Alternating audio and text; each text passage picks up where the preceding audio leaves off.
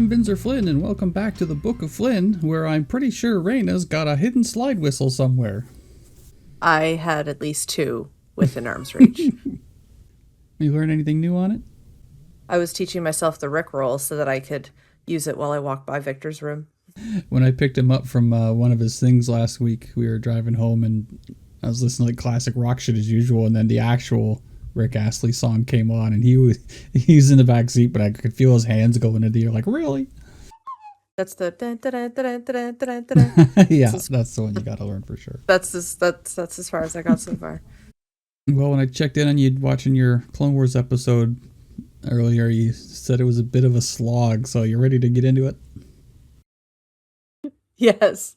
The slide whistle actually features heavily in this episode. I found this one less of a slog than the last one. So anyway, let's get into it.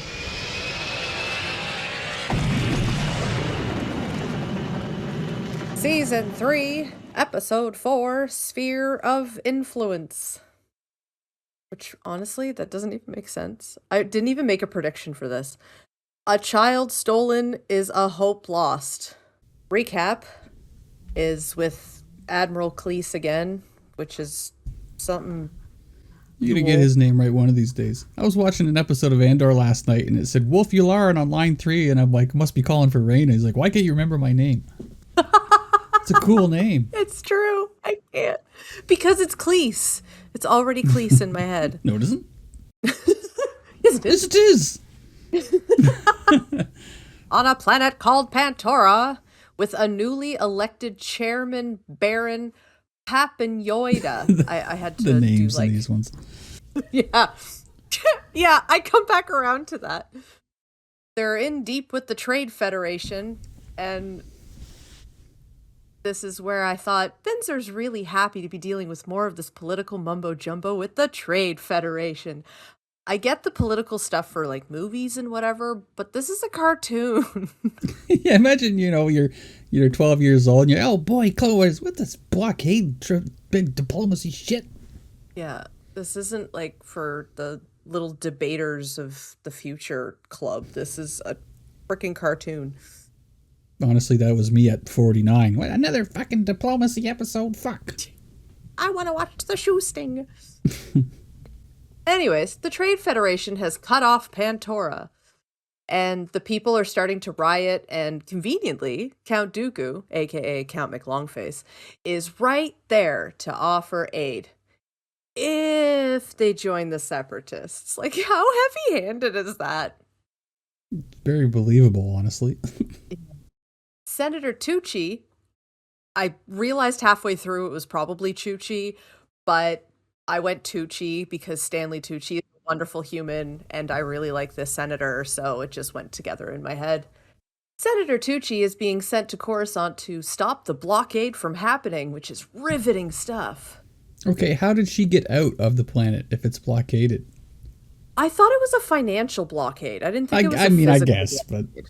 but I still made that point. I was like, wait a minute. Yeah, like blockade seemed like a weird choice to me. Like, you think it would be like a Wall Street freeze out or something, which is basically what these guys are, is just Wall Street a-holes. Logdod Dude McGee, who I'm assuming this is, I don't know, I just picked them, is lying his pants off at the Senate, saying that they're neutral and they have nothing to do with the Separatists. That's Gunroy. Furthermore, he is claiming that the planet has to pay off their debts before they can continue trading with Pantora. It's just that simple. Yeah, not at all how the real world works. Okay. Senator Tucci seems to have the Senate on her side, though, so that's something. And outside the round room, Amidala! There she is! She catches up with Senator Tucci and commends her on her speech and begs her not to consider the Separatist offer, which is just common knowledge, I guess. And Tucci assures her they would never. And I'm like, is the chairman going to feel the same way? I was a little worried that that's how that was going to go for a bit. What is the shag carpet this woman is wearing? It looks so heavy, which gets proven later on. My neck hurts just looking at her. Like, I feel like I need a chiropractic adjustment just seeing this shag carpet. Is it like a headdress? I don't... Anyway. If you saw that in the dark, you'd think Pickle Rick was coming at you or something. If it wasn't moving and standing in the corner, I'd be like, man, I forgot to put away my Christmas tree. This rug lady that we've been ragging on the last minute and a half is Chiyekwe, and the other one is Che Amunwe. The man is Eon. They were just like, and this is Brett. Like, it's just so basic. Their daughters' names were so elaborate. It's at this point I lost all interest in the episode and practiced the main Star Wars score on the slide whistle. And then I learned how to rickroll my son on the slide whistle. And then I got back to the episode. That was probably about a half an hour break. Ian, we're going to go with Ian, says that the state of Pantora is worse than they thought. And while the chairman is not considering Count Dooku's offer, the people of Pantora are, so they need to move quickly, which is not something that the Senate does because democracy is commented as moving too slowly in this episode. This is when we got a lot of close-ups on the Pantorans. Their skin, I don't know if they do makeup or if that's just their skin, beautiful. It was like everybody was painted by Van Gogh. Yeah, the animation style in Clone Wars is kind of cool when you get it really close. You see a lot of almost like brush strokes on things as if the whole cartoon is painted. Sometimes it looks really cool. Yeah, this was definitely one of those moments. I found myself distracted by their facial features and their skin like this whole episode. It was so beautiful. They're good-looking people despite wearing carpets on their heads. Just that one girl. I think she's the punk one of the bunch. She has to be. She's like the gothic sister. Scene wherever the Che sisters went, because I didn't realize they went to an apartment, but apparently they went to their apartment. They enter said apartment, and the lights don't seem to be working, and then they have like this little horror flash across the camera of someone scurrying in the dark. Amunwe is the stereotypical horror character that's definitely going to die first, as she poo-poos Chiyekwe's suspicions, which is immediately proven wrong when Chiyekwe gets snatched first, while Amunwe's back is turned. She starts to call out, and there's like a demonic goat sound in the room. Turns out wasn't that far off. Because there's actually like a goat alien holding an unconscious Chiyekwe over his shoulder. And I noticed that he immediately ditched her rug, which means it was very heavy. You think he would have rolled her up in it to kidnap her, but he's like, I'm not carrying that. He's like, no way. I understood your Deacon reference to What We Do in the Shadows. No Thank way. No way. That's not going to be the last Shadows reference we have tonight, I can promise you. Oh, good. One of the galaxy-eyed species, which I eventually remembered was called a Rodian, sneaks up behind Amunwe, and they end up taking both sisters. Dun dun dun! Until we're on the landing pad on Coruscant, and Skywalker, Padme, and Rex are walking across talking what they're about to do when they board the ship, when Ahsoka, where have you been? I'm so excited she's back. Ahsoka runs up to them to report the kidnapping. Skywalker suggests leaving it to the local police, because I guess it might be a jurisdiction issue? Yeah, the Jedi aren't supposed to be investigating stuff. That's street level stuff. Anakin's right about that. Yeah. Ahsoka offers to do it as a personal favor because Senator Tucci is a friend of hers.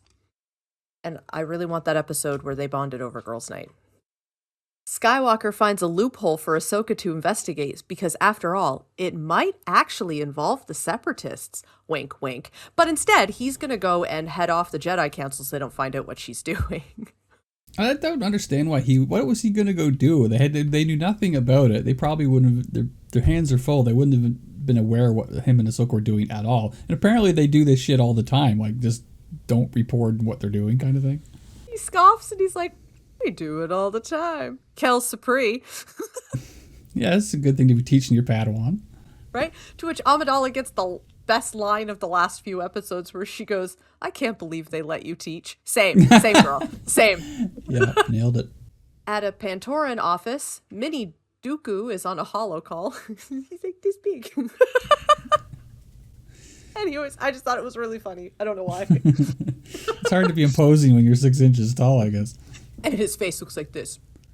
Oh, Count Chocula's calling me. Oh, look at my smelling cuties. Stop that. I'm a Sith Lord. Stop it. Stop that now. Except it sounds like, stop that now, because it's got the... I would love to hear what Christopher Lee sounds like on helium. I'm sure he's like, the hour is late and Gandalf the Grey comes to Isengard. I'm not getting down that path.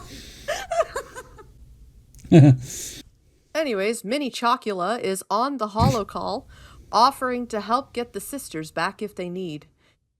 He reports this to his dad as Ahsoka walks in, and that was Ian we were talking about. I don't know what his name is. It turns out they actually already suspect that the Separatists behind the whole thing. That was a refreshing change. I thought they were going to be a little duped. It's kind of nice.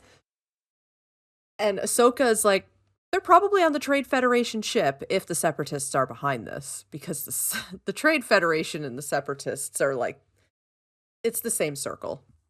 The chairman suggests that Tucci and Ahsoka have a diplomatic visit while they run down their own leads. This is where we run into Inspector Sinkhead. Oh, this guy, yeah. Oh my gosh, I did not miss this guy. Inspector McLowbrow is on the case with the not at all Buckingham guards in tow.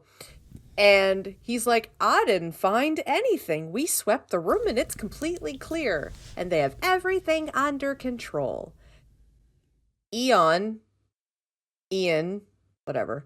Ian immediately clocks how useless the inspector is. So I'm liking these guys better by the second. Followed up by the chairman going, found evidence. Yep, right away. This scene shows the significance of having the appropriate people investigating. Due to the inspector's ignorance, he didn't know that the moon goddess was out of place. Furthermore, he wouldn't have known to look at it to see that there was blood on it, that they could easily scan and immediately get the suspect. Maybe it's just me, but as an investigator, I would have seen a single thing sitting on a coffee table. I would have picked it up and looked at it, just to cover my bases. That's just me, but I don't know. It's easy to say that now, but still. Yeah, and even if they didn't think of it as out of place or didn't think to look, all they had to do was ask the Pantoran going, is anything out of place here? Does anything look weird? Yeah, seriously. Investigate. Ask questions. The chairman spots the blood on the base of the statue and he does a scan. Come on, Chairman Space Investigations. And the Rhodian's profile pops up. That was a CSI reference. I just renamed it for you. Talk about how fast he got an answer on that thing. He pops it in and goes, tell me who this is. And it fucking comes back in like 2 seconds. I'm like, shit, what kind of Wi-Fi has this guy got? Much less criminal database. Much less, why doesn't the inspector have this? Pantorans really, there's no crime on Pantora. There can't be. Not if they have this set up. I think Inspector Butterball probably came in, went through the fridge, called it a day, and went home. Inspector Butterball. This guy's face, man, like, it looks like the animators said, all right, put his eyes here. No, lower. We accidentally used the melt filter. Perfect. Looks great. Yep, looks great. He looks like a candle mid-melt. We learn right away that his name is Greedo and that he's from Tatooine. And I gotta give the Star Wars team this season their due. They've been giving us names and places and context. But do you know who Greedo is? Bounty hunter. Yeah, okay, but in a larger Star Wars context. Nothing. No, really? Nothing. Yeah. Well, spoiler, Greedo is the Rhodian who holds up Han Solo in the canteen episode 4, and then Han shoots first. That's Greedo. So spoiler alert, he gets it in about 20 years. Excellent. He'll get his. On the Federation ship, Ahsoka's ship lands in the hangar, and then they walk out with Ahsoka noticeably covered, which I thought was nice, but I realized it was to cover up the fact that she's a Jedi walking onto a neutral ship. Did you recognize the starship she arrived in? Yeah, I did. It's one of them ships. I think it's hers, isn't it? It's a Jedi ship, but it looks to be exactly the same model she uses in the live action show. Yeah, because I recognized, I was like, ooh, that thing. I remember that thing. So good with these names. Tucci tells the trade peeps that the chairman is considering an alliance with the Confederacy of Independent Systems, which is when I learned what the Separatist Alliance is officially called. Never knew until this point. I was like, what is that name again? Tucci asks if this consideration is enough to end the blockade, but the trade dudes are like, not till the chairman renounces us and renounces the Republic in the Senate. And Tucci's like, all right, so she plays along. And they walk off. Over at Tatooine, which isn't that far from Coruscant? It's really far from Coruscant. It's a fucking outer rim, man. Then I'm confused. If Coruscant's near sort of the middle-ish of the map, then Tatooine's way at the bottom, like on the galactic map. It was, I don't know, hyperspace travel times, it's a whole fucking thing, but they wouldn't have just driven over there. It would have taken a while. Yeah, because they were just there. Yeah. I guess Tatooine isn't that far from Coruscant because the chairman and his son land there pretty much right away by the looks of it. The chairman warns Ian of the huts, but Ian's like, whatever, I'm not afraid. I'm like, oh, he's gonna get his, I feel. You're a politician that's gonna land on a lawless planet at the fucking gangster's palace. Like, a bold move, pal.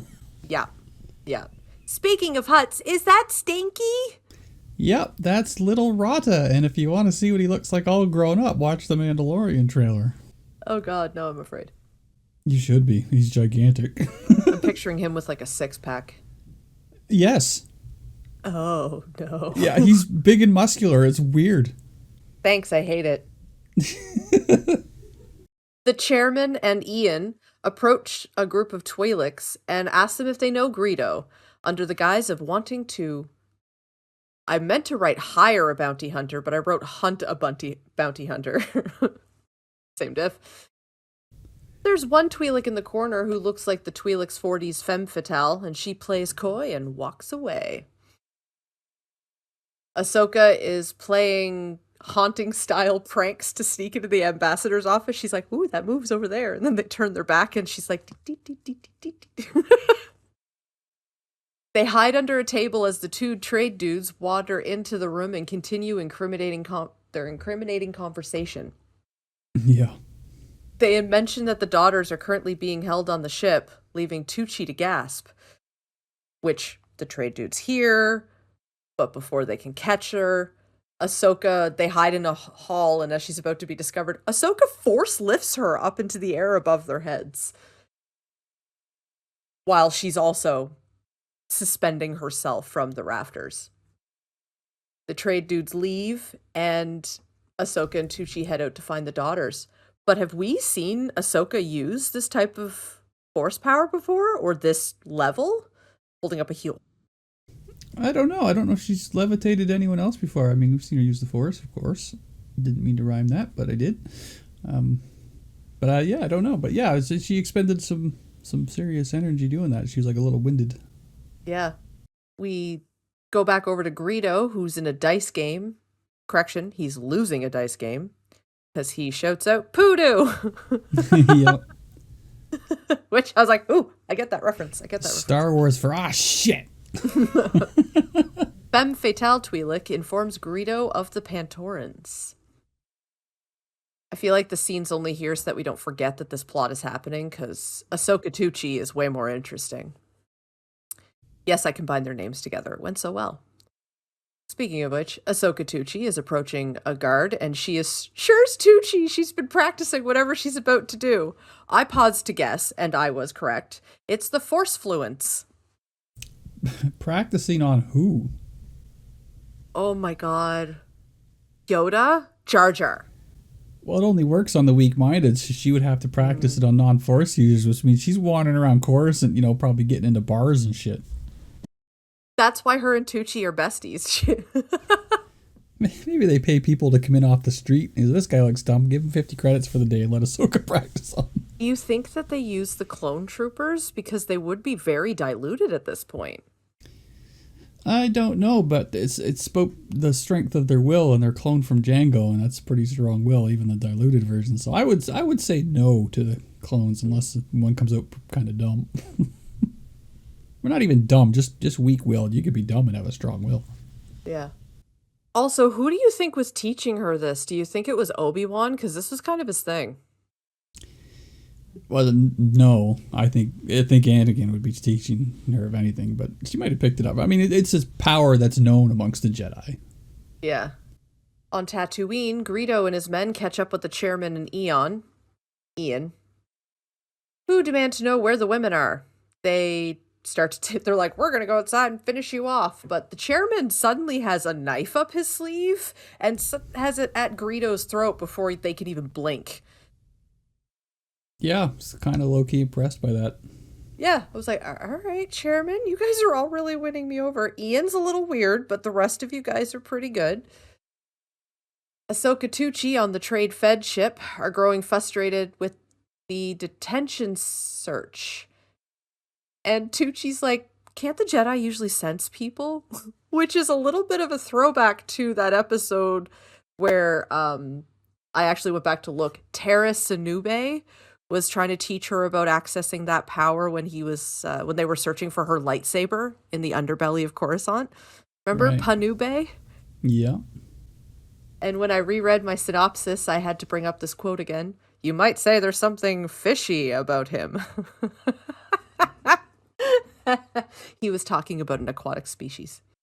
What got me about Ahsoka using the Force trick to get into the detention area is that the guard almost accidentally beat it on a technicality. He's like, I said you could come in, I didn't say it. And like they actually call attention to that. Yeah. When discussing this Force ability, we see someone looking at them like it's a holocall. And that's because Harry's watching them on the security holocall. Harry being one of the B1 bingo droids. I usually refer to one as Harry and another as Marv. He tells the trade dude Capitan. Is that the ambassador? Is that just a ship captain? I don't know who this guy is. They bring up why this whole situation is happening and why the chairman tried to kill Greedo. And the chairman is like, parent to parent here. I'm looking for my kids. Which is a smart move considering that's how this show kind of started. Yeah, it was actually an interesting tactic to try on Jabba because he's got his kid right there. Yep. Jabba allows the blood sample to be taken to confirm that it is indeed Greedo's blood that they found on the statue, even though they scanned it and Greedo came up in the search. Whatever. We then get the full story from Greedo with a twist. The sisters are separated. Dun dun dun. Never occurred to me that they would split them up, but that's smart. Doubles your insurance policy. On the Trade Federation ship, Ahsoka Tucci walk up to one of a million cells, and they're acting like they've been going cell by cell. And I'm like, would there not be a manifest somewhere?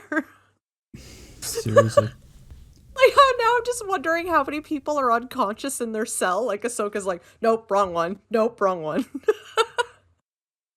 Two B1 droids are standing guarding Chiekwe in the cell, but Ahsoka dispatches with them so quickly that I didn't even get to pick out which one was Harry and which one was Marv. So that one's free. It's Chiekwe's free. While Chairman and Ian, who are leading Greedo at gunpoint off the ship, head inside the facility. And they get to like a private club. This kind of looks like a motorcycle club. Greedo demands that they bring them the prisoner. Goatman starts asking all kinds of questions. Everybody in the bar starts getting interested. And the bartender starts quickly taking down his most expensive booze and moving it underneath the counter to the back rooms because he knows, he can see the writing on the wall. He knows a fight's about to happen. I've been in that cantina a lot of times and a lot of fights have broken out, some of which I started. See, it didn't seem like a cantina because there was no music. No, it looked like the actual cantina, but it looked dead. It was really quiet in there. But the layout, absolutely. Greedo's lie starts to fall apart. Amunwe comes out and blows the chairman's paper-thin cover, so they have a shootout. Amunwe getting the final shot off with incapacitating Goatman, who I talked about how Star Wars was giving us names and giving us context, and I've just called him Goatman this whole time. Trade-fed ship. Ahsoka exits the cell, and she's met by a trade dude and 6 super droids. And I guess they figured out she was a Jedi, because otherwise 6 would seem like an overkill. but they should have made it an even dozen because I think she takes them all out in like 4 seconds. Yeah, I was expecting a bit more of a fight because super battle droids are usually a bit more trouble. Yeah. The hall starts to have a funky smell because the trade dude is very nervous and he probably is having a little bit of the poops. 6 guards enter with who I'm assuming is the ambassador, who feigns knowing anything about Chiekwe being detained on board, deflects blame to the other pooped trade dude, and he immediately asks for a lawyer. I would like to speak to my litigator. Just first words out of his mouth. That made it worth it. I don't know, that just hit me really funny. Tucci accused them of war profiteering and calls BS that the ambassador didn't know anything what was going on his ship. And Tucci's like, so, how about that blockade? And basically blackmails them into removing the blockade, whatever that means. Where we see it immediately get rescinded at the Senate, the trade senator announces to the room that Gunroy's influence spread farther than they thought. And they really are just playing that Gunroy card for all it's worth, aren't they? The trade senator goes on to announce that they're ending the blockade as a sign of friendship, which I guess is what blackmail is to the Trade Federation. Anyways, I was really nervous because there were 3 minutes left on the clock, and it kind of started to look like with the super battle droids lining up that we were gearing up for this to be a split episode with a 2-parter. And I was like, no, I don't want to watch more of this. But thankfully it queued up. Anyways, it's over. Ahsoka's the highlight. And she shows us that she's been training heavily while she's been off camera. She's been busy. That would have taken her longer in the last couple of seasons to dispatch of all those droids. So she's working. Yep. And I just want to see more Harry and Marv clones, please. Yeah, this episode was following up after the last one. It was just a little bit dull, but at least it was a little bit more action. They went to Tatooine, we saw Jabba, so we did get a couple of cool things in this one. But it was a little bit of a slow one to get through. It was unremarkable, I found. And the title doesn't really make much sense still. I don't get it. What about this was spherical? Dun, dun, dun, dun, dun.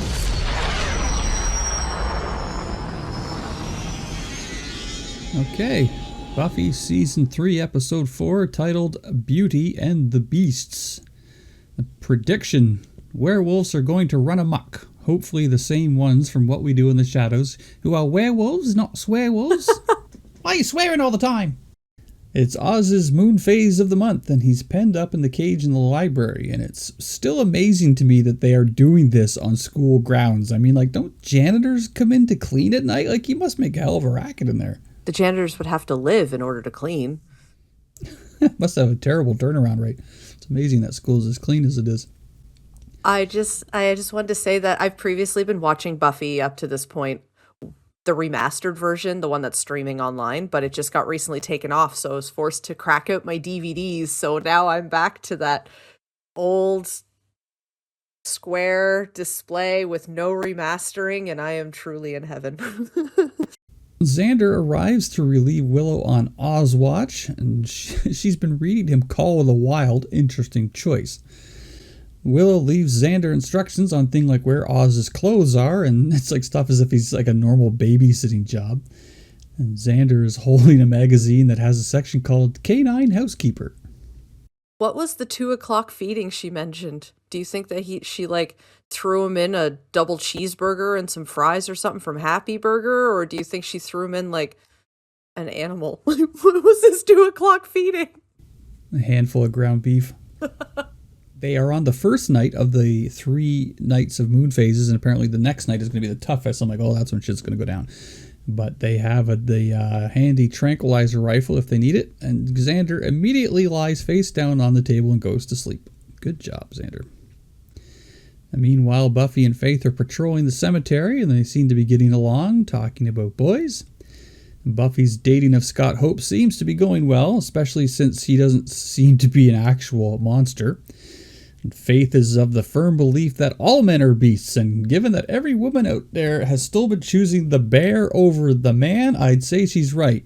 And to the blockheaded men out there that still don't understand that shit, do keep trying. And somewhere out in the woods, a young fellow, his shirt in tatters, is being chased down by something, probably a swearwolf. It'd be funny if they had a dub over it as it's chasing him. Oh, fuck, shit. Back at school on a very sunny Californian day, Oz is back to normal. Apparently the school has a marching jazz band. Intro Debbie and Pete, and Scott says, hey. And Buffy has to go for her first meeting with the counselor to make sure she's fit to be in school. I noticed what Scott Hope's, like the actor who plays Scott Hope, what his name is. Fab Filippo. At the library, Giles and Xander are in a bit of a tizzy because a student named Jeff was killed last night. Xander insists the cage was secure except for the fucking open window inside it. And Giles is pissed because Xander slept on the job. And like I mentioned earlier, I really like when Giles gets pissed off. That's when he seems truly dangerous. But Oz was back in the morning, so at this point I don't believe it was him. Buffy goes to the counselor. Buffy Summers reporting for sanity. Where said counselor, I didn't quite catch his name, but Mr. Platt. Mr. Platt. He's smoking indoors. I think even at this point in the 90s, you weren't allowed to do that. Buffy is willing to cooperate, but doesn't want to talk about her life and shit. And this guy, I feel like I've seen him in other stuff back in the day. He comes off as not too crazy by his own admission and always give an honest opinion. And then I like how he sprayed air freshener to cover up the smoking. So they did call attention to that. Yeah. I really like Mr. Platt. I really do. Yeah. He's likable. Buffy really needed this.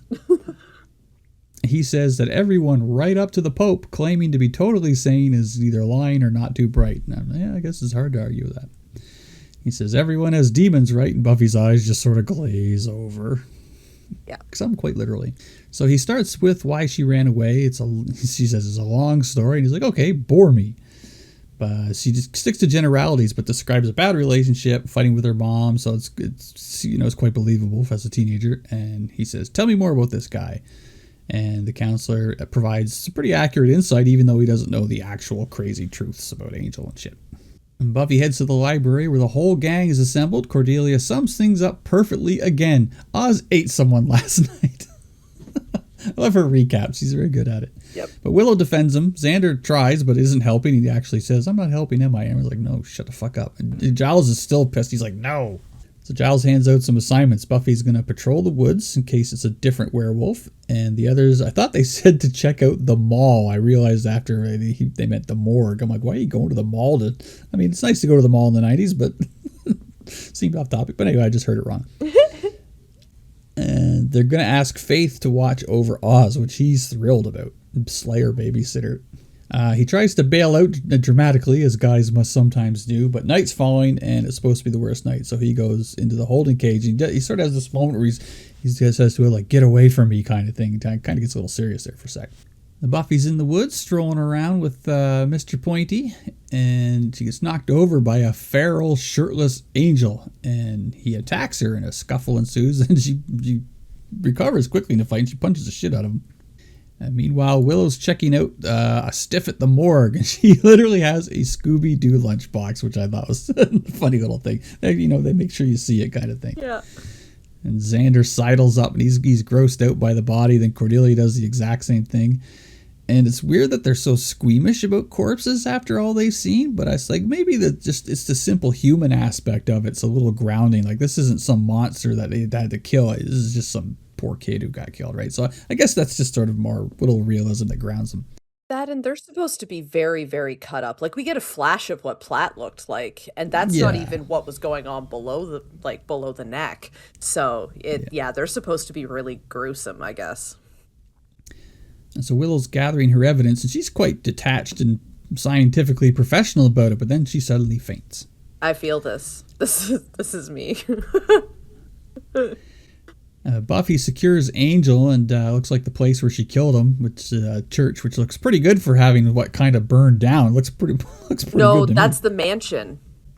Oh, okay. I wasn't quite sure about that. Yeah. Good. Yeah. No, this is the mansion where he lived with This is the whole, like, where Spike was like, oh, great, and then we can burst into flames because it's got the big open Okay, I saw the thing on the floor, and I was like, my mind made that connection incorrectly. That's where Angel came back when she left the ring at the magic. Okay, got it. All right, that clears things up now for me.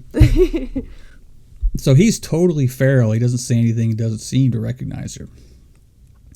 And the Library Oz is in werewolf form. Faith is rocking out to her Walkman. Love to see that retro shit. And not even like a disc shockwave or anything. It actually looked like an old Walkman. And Buffy comes up behind her and she accidentally backhands her in the face. Just fucking nails her. And because they're like equal strength, that'd be like a normal person hitting a normal person in the face. So that's, it was a pretty good punch in the face. So Buffy relieves Faith, who heads off to get some staking in before sunrise. And Buffy looks for some books in the Dewey Decimal System, and if you don't know what that is, you're too young, never mind. Right? So the next day dawns, and Oz is back to normal. He's asleep, and Giles opens the door to let him out, and Buffy's conked out in a chair with some books about demon dimensions and stuff, and she tries to play it off like they're fates, but Giles sees right through that. And hypothetically, in big air quotes, Buffy says she had a dream about Angel coming back, and it brought up questions. And Giles mentions he had dreams about Jenny after she died. And it was kind of nice to see they haven't forgotten about her completely with a new season. The Giles says no one's ever returned from the demon dimension, as he's still talking about, air quotes, hypotheticals with Buffy, but it's supposed to be a place of brutal torment where time moves differently. So we saw that at the start of the season where Buffy went into this, like a demon dimension. Don't know if it was the same one, but works the same way time-wise. So this would explain Angel's condition. It's kind of like when, Dean Winchester went to hell and he was there for a long time and it just fucked him up. Willow arrives with a box of donuts. She's back on her feet. Oz gets dressed. Willow says inconclusive to what killed the guy at the morgue, whether it was a werewolf or a vampire or what have you. As Buffy sits down at lunch with Scott and his friends, Pete and Debbie, and it looks like she's having a triple helping of Jell-O, but there's fruit in it. Those are marshmallows. Debbie and Pete think that the counselor is a quack. Scott says his mom believes therapy can be helpful, and Pete says his mother has the wattage of a light bulb. And I'm like, well, that's a little rude, Pete. A Zippo lighter. A Zippo? Oh. Yeah. A Zippo lighter. Rude. Scott says he thought Buffy would like him better if he had friends, so he hired these assholes as friends. And you know what? I'm like, okay, Scott, I'm kind of with you in this moment, man. Yeah, he's pretty clever sometimes. Yeah. Scott gets a little flirty and touches her leg, but Buffy's like, nope, I need to go now. Scott Hope is just the victim of really bad timing beyond his control. Yep. So Buffy returns to the lair, and like I said, I was wrong about the locations. Like, why does this place look so good for me and burned down? I had my locations wrong. So Angel sees still a bit of a gibbering mess, and she tries to talk to him, but as soon as she touches him, he just reacts violently. So he's almost feral.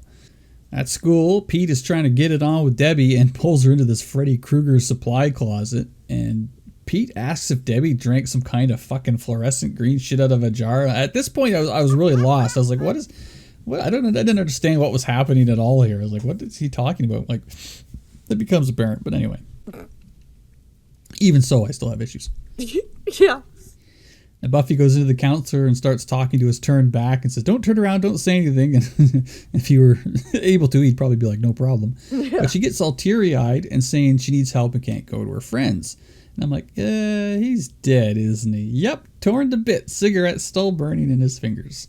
Finally opening up to someone, and they're dead. Typical Slayer luck right there. Ugh. So back in the supply closet, things get a little clearer. Apparently the green goo is Pete's, and he gets all worked up in his face, like demons out or Hulk's out. He gets all weird.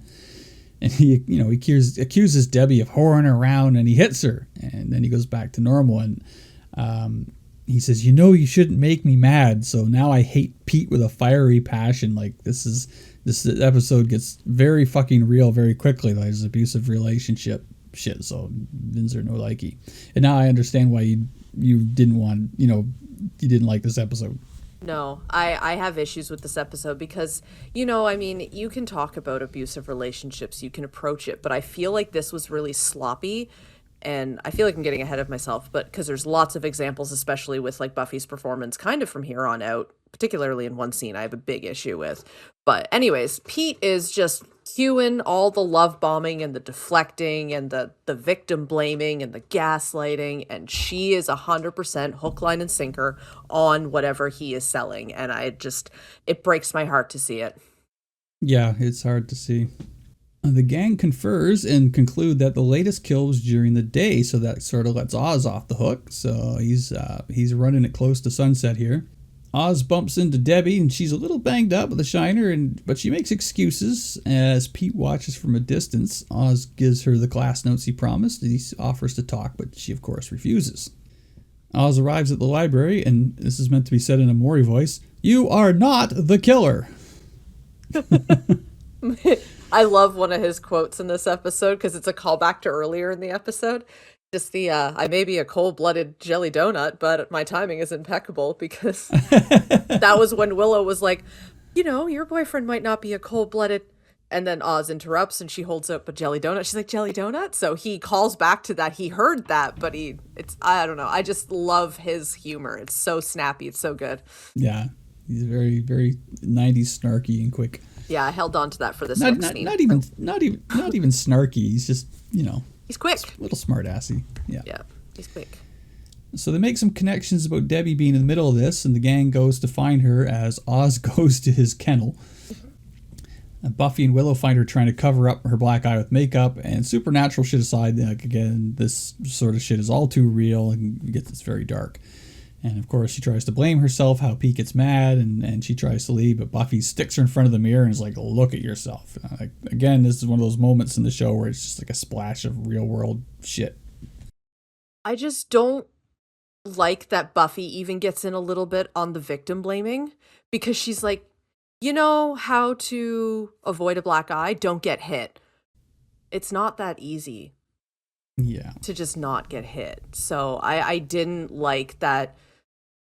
The voice that was coming out of her did not seem like it was coming from a female perspective at this point, because it was very heavy-handed, like very forceful. This is not how you would ever handle this situation. It's all about love and support. And there was none of that in this scene. Debbie was, I know that this isn't Willow and Buffy isn't helping her best friend. Like, she's helping somebody she doesn't know very well, but there is no empathy here at all. It is so callous. Did Joss Whedon write this episode? I didn't even think to look. It was written by a woman. Really? Yep. Which still doesn't track. Marty Noxon is actually someone that you will see and have seen if you've watched Dr. Horrible's sing-along blog with me. She's one of the reporters that sings in the movie. I saw that once, and that was in 2010 as a promotional event for Alcon, the first one. And we were both in that theater. Oh, really? That yet another ship's crossing in the night? Wow. Well, isn't that the one where Mark Lullisher went over the side for a t-shirt that zoomed off into the audience? I think so. Yeah, now that you mention it. That was. We were in the same theater. Well, it was they only showed it the one night, so yeah, we would have had to have been there at the same time. And yeah, because they did a double feature with that in Serenity. Yes, yeah. Yeah. I still got my ticket stub somewhere. Anyway, meanwhile, Angel is trying to get loose, which actually seemed pretty easy once he put his mind to it. As far as strength, it was no problem. And Pete comes to confront Oz just as he's about to change to a werewolf, and I was like, Pete ain't trying to hear any reason. He thinks Oz is, after his girl kind of thing. The monster showdown imminent as Pete's face goes all demony, and he tears the cage door clean off and yanks Oz out and puts him right through the table. And the stuntman who got bodied onto the stairs was so not Seth Green. I looked at this guy's face like, that ain't Seth Green. Thankfully, I can't see that in my old non-remastered version. It was a split second, but I was like, I could tell just by the way his body was going. He's, there's a stunt that he's going to land hard in the stairs. I'm like, and I always try to look for the face of the person doing it because it's usually pretty funny because it's just so not them. Good job, stuntman, though. It was a good fall on the stairs. Falling upside down on your back on the stairs just looks fucking painful. Yeah. A good job to him. But anyway, Oz goes beast mode and goes apeshit on Pete, and it's a monster melee. Sorry, if Pete had lived, he would have made Pete a werewolf plus Jekyll Hyde. Yeah. The gang hears the commotion and rushes in, and Giles gets trank gunned by mistake and does the most fucking hilarious slow motion pass out. Bloody priceless. And he just goes down like a noodle. It was great. The second time he's been shot in the ass. I know, right? He's just going out for fuck's sake. And it was the fights going on behind him, and he's just slowly melting to the fire. Cracked me up. So Faith, you get the werewolf. Buffy fights Pete, and Pete runs for it. And again, not a night cleaner in sight in the school. And Pete escapes out a weirdly high window. Oz lopes through the school and attacks Faith, and Willow pulls his tail to distract him, and then Faith is able to tranquilize him. So Pete finds Debbie in their little hideaway supply room, and he accuses her of betraying him, and I hate Pete. And Buffy finds Debbie, Pete attacks Buffy, and then Shirtless Angel shows up like a surprise wrestler from under the ring and fucking kills Pete. I wasn't sure if he was dead at this point. I'm like, good. They're all, Debbie's dead. Pete's dead. Yeah. Yeah. I was wondering about that. Yeah, Scott lost both of his besties in one night. So just imagine being the stoned guy sitting on the benches while the shirtless, barefoot man in chains just lopes down the sidewalk. Dude. I'm telling you, there's some potheads in Sunnydale that just say, yeah, man, did you see that? The same shit as always. So Angel says Buffy's name. His vampire face goes away, and it looks like they actually spent a few bucks on some special effects this season because the quality seems, for a show like this, quite good. So he recognizes her and says, he finally speaks and says her name, and he resurfaces a little, and then he collapses in tears, grabbing onto her.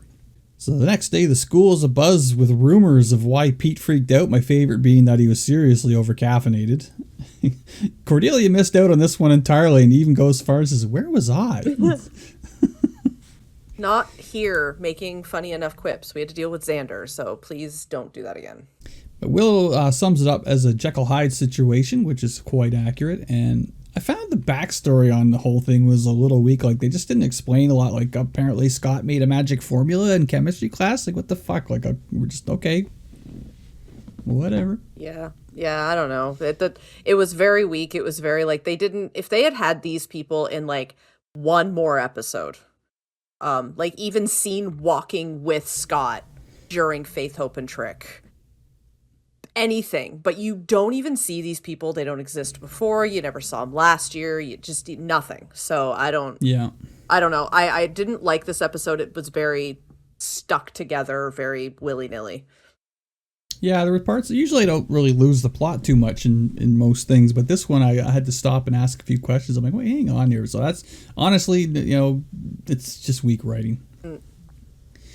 So Buffy goes to comfort Scott. He's been friends with Debbie and Pete since they were little, so he's had a pretty big loss here. And Buffy goes back to where Angel is at the lair, and he's sleeping fitfully. And she's narrating. They did some narrating at the start of this show of Buffy narrating Call of the Wild, which transitioned to Willow reading Call of the Wild to Oz, but she's reading more of that at the end here. So they end it sort of like they started it. Summary, I was good with the development of certain things, like where Angel's been and what he's been through, and the otherwise sort of monster of the week style of the episode. I like that they're not just forgetting about Oz being a werewolf, and it was part of the story to remind us that he is indeed a dangerous factor in the group. It's like we need to be reminded that once in a while. Not a fan of the werewolf makeup. It doesn't look dog-like or wolf-like. It looks like a fucking weird monkey to me. So I was going to ask you if you had noticed that the werewolf had changed. Yeah, I don't really like this one. Even his teeth were human teeth. Like, there's no fangs or anything. He just looked like this fucking weird space monkey. Yeah. And as I'm sure you're not surprised to hear, the relationship abuse stuff is really hard to watch. It brings us back down to the ground hard because that shit's real and it happens all the time. So I gave this episode 2.5 trank darts out of 5, and I just hope someone picked Giles up and that he didn't shit himself. I would have loved to have seen his reaction when he got up. Like 3 hours later when he got his ass back. just wakes up in his library drooling with a dart in his ass and no one bothered to pick him up. And Snyder's just standing over him thinking that he pulled an all-nighter binge again. He's just like, ugh, librarians. If you found him lying there like that and didn't see the dart, you'd think he was a drunk or something. Especially since there's probably some sort of whiskey in his office or scotch or something. No doubt. Well, that's it for that one. Yeah, so Let's pray for better episodes. I'm watching you as you say that, and he's hey, with a strange smile. No, season 3 is one of their strongest seasons. Like you said, they seem to have a bigger budget this season. And they do. They got a lot of money. Like Buffy really soared during season 2. So season 3, they hit the ground running and they had a much larger budget. So there are going to be some good effects. There are still going to be some moments where you're like they have an attempt at CGI later on in the season, and it's not. I don't know. Like I when it comes to CGI, I'm pretty forgiving of it because stuff is a product of their time. Like I watch 1982 Tron several times a year, and I fucking love it. And I watch like old episodes of Captain Power, which had really early CGI in the 90s, and I love it for what it is at the time. Sometimes it's just bad, you gotta laugh, but I'm a little more forgiving and understanding of CGI depending on the time period it came from. I don't know if this one's gonna win you over. I don't know if this one's gonna be funny. But yeah, I mean, it's gonna be tragic. Sometimes it's just fucking bad. But you know, having said that, I'm probably gonna be like, holy shit. Yeah, you'll know the moment when you see it. But no, it's gonna be a good time. It's gonna be a good time. I'm looking forward to the season, and we got some people who wanna guest star in on it. Unlikely episodes, to be honest, so we'll see them when they get there. Sounds good. I'm a little disappointed there was no swearwolves though. No swearwolves, but we did have a shirtless guy in pants running around the woods, so I guess they were halfway there. Fucking David Boreanaz. I've already seen more of them than I ever wanted to. But David Boreanaz wasn't the one who killed the guy in the woods either, so it was very true. It was a little bit of a red herring. Red herring, yeah. I did suspect him for a bit there. I just assumed it must have been him, but it would have actually added a little layer of complication because I assume Angel's heading for another redemption arc here where he's gonna be really sorry for all the evil he did. So for him to come back from basically hell and then immediately kill another innocent guy, it wouldn't have helped his road to recovery very much. So I guess it's a good thing he didn't do it. Yeah. Well, that's it from us this week. We'll be back for the episodes 5 next week. Until then. There you go.